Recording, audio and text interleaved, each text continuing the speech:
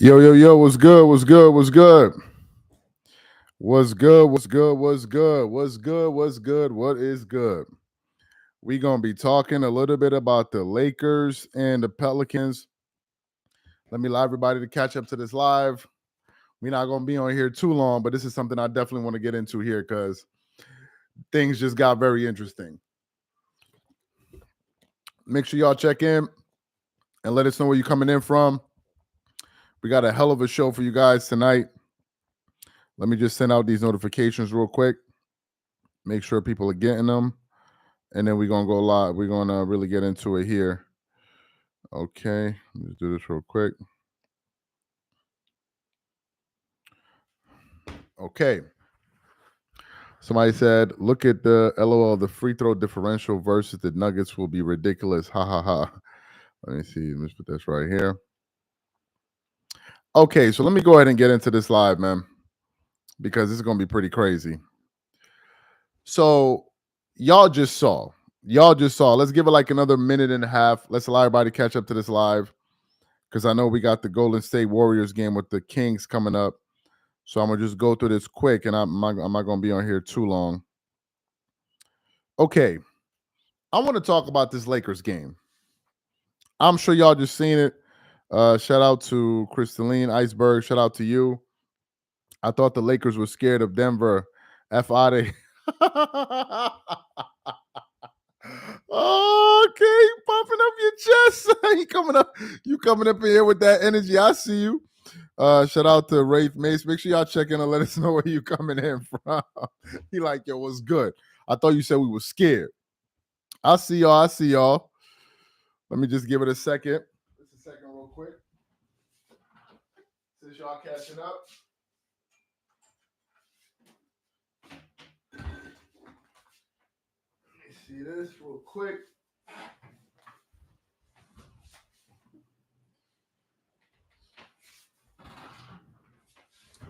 Okay. We got people talk. Okay, shout out to Rafe Mace. Shout out to New York. Had to get something real quick. Okay. All right, let's give it like another 30 seconds. We're going to get into this live. Shout out to Zeno Omega. Lakers going to get bounced by Denver Broomstick. Let me get into this game, and people will catch up when they catch up. I don't want to be on here too long. Let me get into this game. Going into this game, I was one of the people that said that I think it may be in the best interest for the Lakers to consider dodging the Denver Nuggets. I was amongst those people, right? I didn't say that the Lakers were going to do that. I said that they should consider doing that. That's what I said. Why? Because they're going to be playing against the champs, the team that just beat them 8 games in a row, including the regular season and the playoffs. They're the best team in the Western Conference. They have the best player in the Western Conference. Anthony Davis cannot seem to stop Nikola Jokic. And I didn't see the sense in wanting to play them in the first round. Now, some people thought you don't run away from the competition, you face them head on. So what happened?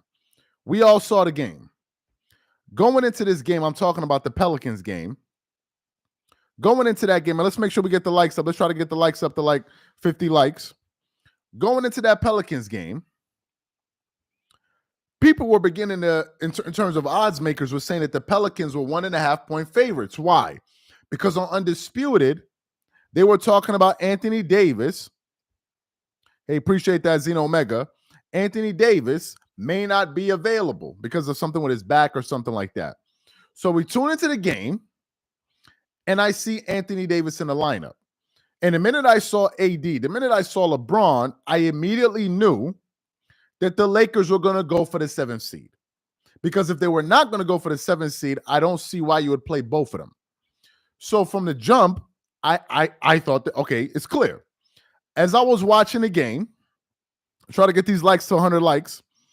As I was watching the game, I actually thought all throughout that game, even though the Pelicans came out hot, I felt like the Lakers were going to beat the Pelicans because the last time they played them, they beat them. The time before that they played them, they beat them. Paul Pierce was talking about how the Pelicans are psychologically damaged playing against the Lakers. And then I even saw Charles Barkley and all of these guys talking about that, saying they can't trust the Pelicans. So going into the game, the Pelicans got out, as y'all saw, to a quick lead. The Lakers caught them. And the minute the Lakers caught them, I said to myself, the Lakers are most likely going to win this game. I watched every single quarter like the rest of you, but then something interesting happened. Zion Williamson, he ends up getting hot in that game, which y'all saw. I think he had like 22 points in the first half. He was the only spark for the team. CJ McCollum, as y'all saw, did not play well. Let me see if I can pull up. The box score, because CJ McCollum played like straight up trash in that game. He was straight up trash. CJ McCollum, he did nothing. I'm just trying to pull up the box score. Let me see. Let me see if I can get it here. Just a second. Let me get it. Let me just check this box score real quick. So CJ McCollum in that game finished the game scoring 9 points on 1 of 9 shooting from the 3 and 4 of 15 shooting from the field. And the only person that was playing well was Zion Williamson.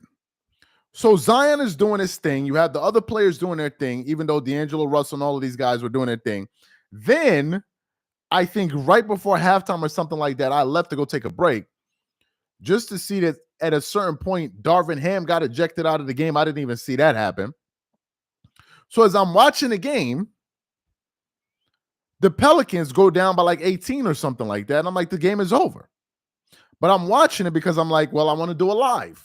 Because if they win, I want to talk about what this means for the next round. And next thing you know, the Pelicans start coming back. And Zion starts playing better and playing better and playing better and playing better. And with 3 minutes to go in the game, Zion Williamson goes up for like a floater / layup. He lays the ball up. He kind of grimaces, but it happens so fast in real time, I didn't notice it until Reggie Miller said it. Then he walks up the court. I didn't see him indicate to the bench, only unto the replay. He puts his hand over his jersey, and he just walks right out of the game. And I'm looking at that. I'm like, wait, what's going on with Zion? They keep showing the replay, and I didn't see the injury. I'm like, what's going on? You just lost the only player that was hot. The game goes on to the end. The Lakers find a way to inch out a 110. What is it? A 110, 106 victory in a very, very close game. I see people in the comments section. Shout out to y'all in the comment section. Let's try to get these likes up to 100 likes. I see you guys in the comment section talking about the free throw disparity. Why are people bringing up the free throw disparity? For 2 reasons. Well, 3 reasons. Number 1, because of the reputation the Lakers have historically with refs and all of that. Number 2, because of the free throw differential this season, with the Lakers being plus 400 than all the other teams in the NBA in terms of free throw discrepancy. And number 3, because the Lakers had 27 free throw attempts to the Pelicans, I believe, 15 free throw attempts. Let me just verify this. The Lakers attempted 29, to the Pelicans 15, right? So people are pointing to that. What is my takeaway from this? First of all, if I'm going to keep it a buck with you guys, I am 100% surprised. Damn near, I'm shocked that the Lakers went for it tonight. I just got to be fun. I got to keep it real with you guys. I did not expect them to really trying to go out there and win this game. You see the title of the show. This is a nightmare, whatever it is we put up there. Why did we put up that title? The reason we put up that title is because now that the Lakers have clinched the 7th seed, what does this actually mean? Oh, by the way, we got a poll. We got a survey that we're running on the channel. We're going to cut it off in a month. We got it pinned at the top. Make sure you check out that survey. We're going to be giving away gift prizes on Amazon, like gift cards. I think the 7 people are going to win. We're going to email you the gift card. Just want you guys to fill out the survey. Obviously, it's totally free. Go out there, fill it out, leave your email, and you could be possibly one of the winners. Somebody was like, oh, what am I going to do with $20? Another person was like, I can think of a lot of stuff to do with $20. So if you guys want to win $20, make sure you go fill out the survey. That's all you got to do, and leave your email. to let us know who the person is. We're going to pick the winner. So we got that linked at the top if you guys want to win some free money or get something free on Amazon. If I may go ahead and fill it out myself and get that $20. But anyway, after the Lakers go for that game, we now know they're going to be facing the Denver Nuggets. Folks, what does this mean for the Lakers? I think the vast majority of us can agree that Denver is going to be the heavy favorites going into this series. I think that the vast majority of us believe that the Lakers don't really have an answer for Nikola Jokic. The Denver Nuggets are like the perfect team to play the Lakers. You have a player in Nikola Jokic who can literally beat the Lakers with the pass. You can't stop him offensively. Then you have a player like Aaron Gordon who can match up physically with LeBron James. And then you have a player like Jamal Murray in whom the Lakers have no real answer for. They have no answer for them. Then you have a coach in Mike Malone who is motivated to beat the Lakers. Now, let me give you guys something that I was thinking about. I could be totally wrong.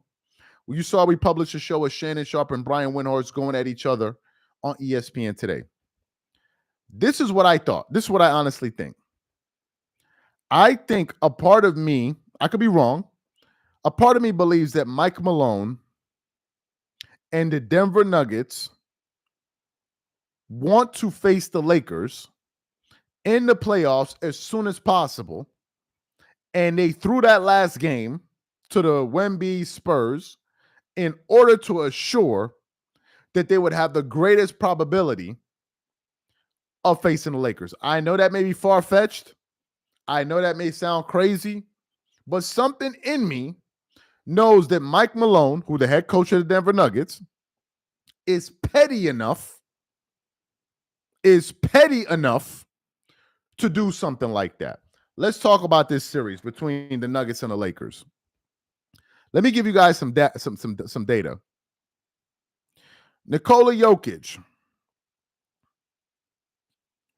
in his 9 games against the Lakers in the playoffs, or has averaged 20. Now, hold up. Let me get the stat right. Nikola Jokic is averaging 24.5 points, 10.4 rebounds, and 8 assists in 9 games against the Lakers in the playoffs in his career. That's according to Statista. Nikola Jokic in his career is averaging 20 points per game, 10 rebounds, and 6.5 assists per game this season. You have the Lakers, who are a middle-of-the-pack offense, although they can score, but they're going to be going against a team that, for whatever reason, has their number. And, folks, if I'm being honest with you, I don't see how the Lakers are going to be able to beat this team. I don't see a way. How many games y'all think that series is going to go? How many games? Let me know in the comment section. How many games you think the Nuggets versus the Lakers are going to go in round 1? How many games? Some people are saying 4, 6, 4, 4, 6, 5, 5. 5. NBA doesn't like sweeps. 5, 5. Somebody said 8. Okay. 5, 5, 6, 6. 6, 6, 4. If y'all are asking me, I think the Nuggets are going to win that series. I could be wrong. In 5 games. That's what I think is going to happen. I think the Nuggets are going to win that series in 5 games. I think the Nuggets are that much better. I could be wrong. Obviously, we can all be wrong. But I think the Nuggets are that much better. I think the Nuggets now have more confidence this season because now they know how to win. They already have championship experience under their belt. I don't think that the Denver Nuggets went all out this season. I don't think that they tried to be the Golden State Warriors and break records and have them. I don't think they did any of that. I just think that the Denver Nuggets were playing their game, playing their strategy, and they basically just conceded the 1 seed at the end of the playoffs. Like at the end of the season, like y'all can have it. I think it's going to be very, very difficult for the Lakers to win that series. Very, very difficult. Which means this. What would be the narrative if the Lakers get knocked out in the first round? Are we going to look back and say maybe they should have considered trying to go a different route and getting and playing the Oklahoma City in round 1? Or are people going to say this was inevitable? Somebody just wrote Goat James. I think it's important that person wrote that because if the Lakers had ducked the Nuggets, some people would have said, how can you be the GOAT and you're ducking other players? How can you call yourself the GOAT? Meanwhile, you're ducking players. So to me, from an optics standpoint, I think it's a good look that LeBron and these guys went out there and won that game. From an optics standpoint. But I don't see how they're going to be able to beat the Denver Nuggets, man. I don't see how they're going to be able to beat the Denver Nuggets. Let me ask y'all. Let me put up a poll here for you guys here. Let me just put this up. Do the Lakers have a chance against Denver? Let me just start that poll. Let me see what y'all gonna say in the comment section about that. It doesn't hurt the Lakers at all to lose to the Nuggets. Nah, it does, man. The reason why it does is it's never good when you have LeBron and these guys losing it's never good. I don't think they're going to be any moral victories. No matter how much Nick Wright or these guys try to spin it, they're not going to be any moral victories. If now somebody said he's going to make you into a believer, if the Lakers were to win against the Denver Nuggets, I think that every bit of praise that LeBron and the Lakers get, at least for that moment, will be well deserved. If the Lakers beat the Nuggets in round 1 and knock out the NBA champions without any funny business from referees and all of that, but if they beat them fair and square in round 1, whatever props that people are going to heap on them, they will 100% deserve it. Do you know why? Because I think the Nuggets are the best team in the Western Conference. I think they're the best team. So if you can beat that team, that's going to say a lot. Somebody said the refs versus the Nuggets. I'm not sure the refs are going to be able to play a role in this, man. I think the refs can affect the game if these two teams are evenly matched. Then a couple calls here, a couple calls there, then they'll probably be able to influence the series. But in the case of the Nuggets and the Lakers, at least on paper, they're not closely matched at all. They're not. But the Lakers found themselves in a very, very difficult spot. Because what do? Do you lose the play-in game versus the Pelicans and risk going into an elimination game, essentially? Or do you secure the 7th seed and roll the dice? And I think that probably they made the sensible move, because at least you give yourself multiple opportunities in a series to stay alive. At least. But if you lose game 7, if you lose the game for the 7th seed, then you just have one game to stay alive.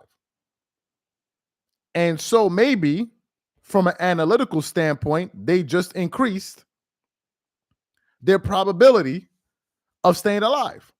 So it probably makes sense from if we're just going by probability, not taking into account the not taking into account the opponent.